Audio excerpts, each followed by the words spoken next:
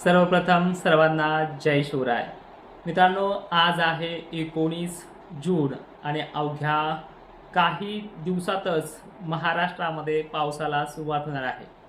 खरं तर रात्री 18 जूनला सुद्धा महाराष्ट्रातल्या मराठवाडा विभागामध्ये प्रचंड असं स्वरूपामध्ये रात्री आभाळ आलंय. वाऱ्याचा जोरही प्रचंड वाढलाय.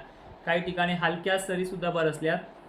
20ला आणि 21ला सुद्धा असंच होणार आहे. पण आजच्या 19 तारखेला सुद्धा मराठवाड्यामध्ये, विदर्भामध्ये आणि पश्चिम महाराष्ट्रासह खानदेशामध्ये सुद्धा अनेक भागांमध्ये संध्याकाळच्या वेळेला आभाळ खूप येणार आहे. त्याच्यामध्ये पाऊस विरळ आहे, म्हणजे थेंब तुटेल अशी कंडिशन आहे की सध्याच्या 2 दिवस पहिल्यांदा येणारा पाऊस हा अवमेळ करत असतो, म्हणजे 20ला आणि 21ला सुद्धा. 21ला सुद्धा पाणी महाराष्ट्रामध्ये चांगली धार स्वरूपामध्ये उतरणार आहे. पण सर्व दूरची व्याप्ती ही 20 आणि 21ला नसते आणि वातावरण दिवसा भटान वाटू लागेल. 22ची तारीख उजळली की संध्याकाळपर्यंत मराठवाड्यामध्ये, पश्चिम महाराष्ट्रामध्ये आणि खानदेशाच्या सुद्धा बहुतांश भागांमध्ये, बरोबरच विदर्भात सुद्धा चांगल्या पद्धतीनं हा सुरुवात अगदी मोठ्या व्याप्तीसह करणार आहे. आणि एकंदरीत तुम्ही आता पाहताय अनेक सोशल मीडियाच्या माध्यमातून दुष्काळाचं भयान वास्तव्य जेणेकरून तुम्हाला अटॅक केला अशा पद्धतीनं व्यक्त केले जाते. अशा प्रत्येक गोष्टीमध्ये आता पावसाची दिलासादायक बातमी येताना दिसते. हा फरक आहे. आणि एकंदरीत मान्सून महाराष्ट्रामध्ये अवघ्या काही तासातच त्याची एंट्री होणार आहे. मित्रांनो, खरं तर 16 आणि तारखेलाच मान्सूनची एंट्री झाली होती, पण महाराष्ट्राच्या पावसाला एक वेगळंच वळण दिलं गेलं होतं. कारण तसं आहे की प्रत्येक वेळेस पाऊस जोर धरायचा असला तर त्याला बंगालच्या उपसागरात किंवा इकडे अरबी समुद्रात तरी चांगलं मोठं लो प्रेशर पाहिजे आहे. आता तेच लो प्रेशर अरबी समुद्रात बनते आणि त्याची 2 दिवसामध्ये एंट्री सुरुवात होते. आता एक कालच्या व्हिडिओमध्ये तुम्हाला बाकीच्या सर्व जिल्हे वगैरे सांगितलेत, पण एक ह्या 2 दिवसामध्ये जर भटान वातावरण वाटलं तुम्हाला तर काळजी करू नका. ठीक आहे.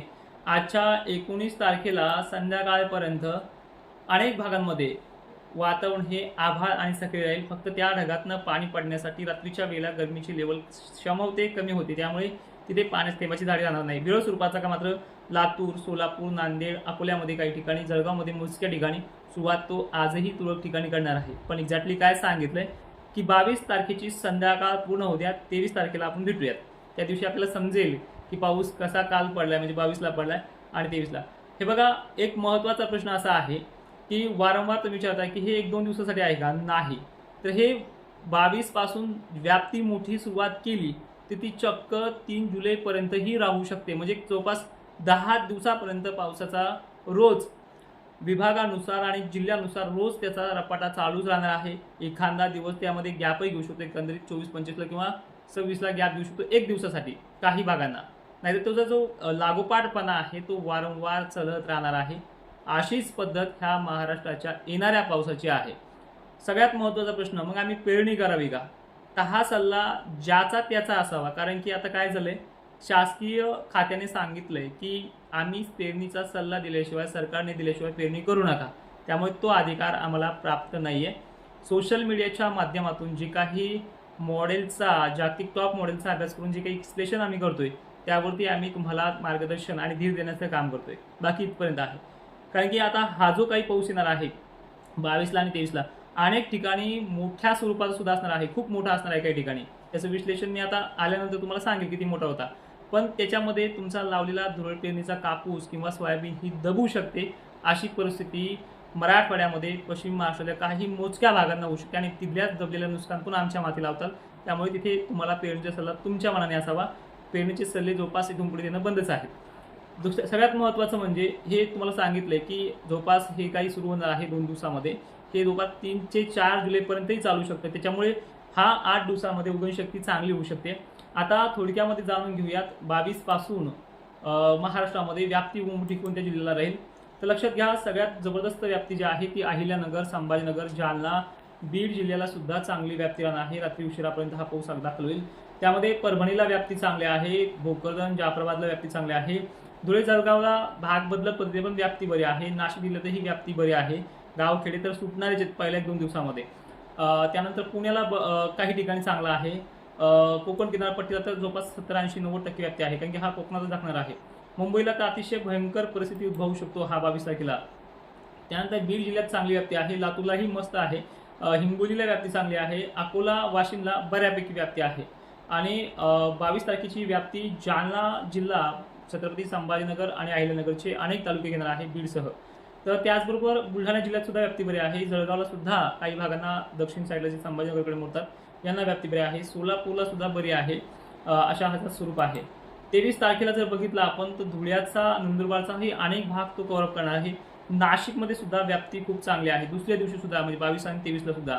तर पश्चिम महाराष्ट्राला, मराठवाडा, विदर्भात तर व्याप्ती खूप आहे. आणि इथे वाऱ्याची जी काही तीव्रता आहे तुम्हाला त्या दिवशी मोठी वाटू लागेल. आणि सगळ्यात महत्त्वाचा, हा पाऊस दिवसापेक्षा संध्याकाळी मी तुम्हाला काल काय म्हटलंय की हे दिवसा तुम्हाला बेकार वाटेल पण संध्याकाळी चांगलं वाटेल. म्हणजे 20ला सुद्धा आभाळ संध्याकाळी आहे, आज 19ला पण आहे, 22ला पाऊस सुद्धा संध्याकाळी येणार आहे 4-5च्या नंतर, आणि तिथून पुढे केव्हा होईल, आणि 23ला सुद्धा संध्याकाळी, म्हणजे पहिले 25 पर्यंत संध्याकाळपर्यंत राहील. आणि तिथून पुढे 26-27ला 100% आणि 90%ची जी काही झडीसारखी व्याप्ती आहे झिमझिम पावसाची, ती 90%, 80% व्याप्ती एवढी मोठी असणार आहे. म्हणजे हे खूप दिवस चालणार आहे. त्यानंतर 23चा पाऊस जो आहे तो अमरावती, नागपूर, हिंगणघाट अशा अनेक भागांना आपली व्याप्ती पूर्ण करेल. पण याच्यामध्ये मध्य महाराष्ट्र जबरदस्त बॅटिंग याच्यामध्ये राहणार आहे. पश्चिम महाराष्ट्र, पुणे, कोल्हापूर सुद्धा 23ला संध्याकाळी असणार आहे. रत्नागिरी एरिया सुद्धा याच्यामध्ये आहे. लातूरला सलग 22-23ला सुद्धा आहे. आणि ह्या 2-3 दिवसांमध्ये सुद्धा यामध्ये पाण्याची क्षमता बरी आहे. हा व्हिडिओपेक्षा मी काल दिलेल्या व्हिडिओमध्ये जिल्हे व्यक्त केले आहेत, पण आजच्या ह्या व्हिडिओमध्ये काही गोष्टी सांगायच्या तुम्हाला ते सांगितल्या आहेत. आणि सगळ्यात महत्त्वाचं, मला पेरणीसाठी तारखा विचारू नका, कारण की आता काय झाले, मानसिकता पहिल्यासारखी राहिली नाहीये. लोक थोडं जरी कमी पडलं तरी नाराज होतात. त्यामुळे सरकारच्या निर्देशनात पेरणी करा. पण पाऊस मात्र जबरदस्त येणार आहे. सगळ्या सोशल मीडियावरती मॅप दाखवून वगैरे दाखवून तुम्हाला दाखवण्याचा प्रयत्न करतात. मागच्या वेळेस तुमचा धीर खचिला ना, आता तिथे धीर देऊन उपयोग काय आहे, अवघ्या काही दिवसातच तो पाऊस येणार आहे. आणि आल्याच्या नंतर सुद्धा काही गावखेडे राहिले तर त्यांना सुद्धा मार्गदर्शन आणि जबरदस्त त्यांना तारखा देत राहू. आणि जवळपास ह्याच 4-5 दिवसामध्ये पेरणीचा पूर्ण काळ निघून चांगल्या पद्धतीने होणार आहे. गेल्या वर्षीच्या तुलनेत फक्त पेरण्या गेल्या वर्षी 15-16 झाल्या, काही ठिकाणी 27ला पण झाल्या गेल्या वर्षी सुद्धा. तर त्या पेरण्या त्याच टायमिंगमध्ये 5-6 दिवसाचा, काही ठिकाणी 8 दिवसाचा, काही ठिकाणी 7 दिवसाचा एवढाच फरक पडलेला आहे. आणि अवघ्या 2 दिवसात ते चित्र स्पष्ट होणार आहे. तर मित्रांनो, एक विनंती आहे, दिलेली माहिती पटत असेल तर अनेकांना शेअर करा. कधीच म्हणत नव्हतं, आता लाईक सुद्धा करत राहा. जबरदस्त असा रिस्पॉन्स तुमच्याकडनं मला मिळतोय. इंस्टाग्रामला तर लाखो मिलियनमध्ये व्ह्यूज तुम्ही देताय, त्याबद्दल तुमचे खूप खूप आभार. आणि तुमच्यामुळे यूट्यूबचं सुद्धा सिल्वर बटन येण्याचा आपण फॉर्म भरलेला आहे, की खूप जबरदस्त आहे. आणि ह्या हिंगणघाट, भंडाऱ्याला सुद्धा काही 2 दिवसाचा फरकानेच पाऊस येणार आहे. खानदेशला सुद्धा दरवर्षी थोडा मराठवाड्याच्या तुलनेत वेळ घेतोय, पण ते होत राहणार आहे. जय शिवराय.